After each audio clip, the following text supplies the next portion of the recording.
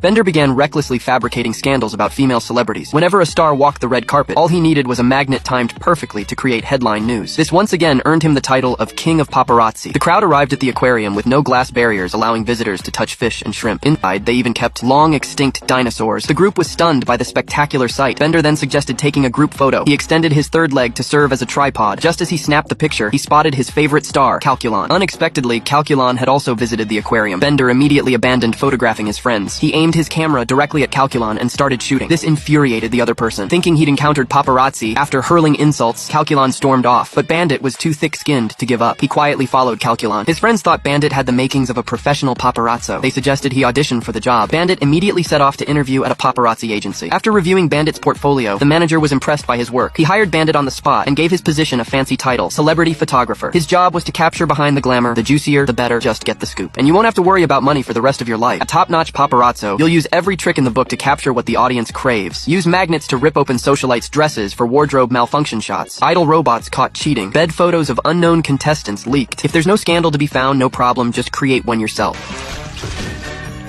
Back at the office, Bender admires his latest haul. Lobster Man asks him, "Did you get a shot of the world's greatest actor?" Bender gives a cold chuckle. "You mean Calculon, the one I trended?" Lobster Man insists, "Not him. I'm talking about the legendary star, hooded one. No one's ever seen his real face, yet he's won countless awards. His acting career is filled with iconic moments, but he's never once removed his mask. If you could capture his true face, you'd become the ultimate paparazzo." Bender accepted this daunting challenge, determined to photograph Mask Guy's real face. Suddenly, a fungus dog spotted him. Bender panicked and fled. Clinging to a pillar, he scrambled upstairs, narrowly escaping a close call. Meanwhile, Hood Guy was preparing to drink red wine. Bender hid in the fireplace, waiting quietly. Hood Guy pleaded with Bender not to spread his photos. Otherwise, there would be big trouble, but Bender didn't care. Hood Guy knelt down and begged him, offering any amount of money. At the mention of money, Bender immediately agreed. He pledged his professional integrity. Back home, Band's first move was to show Fry the photos he'd taken. Upon seeing the photo, Fry transformed into a human skin. He dismissed it as coincidence. He then showed Amy the images.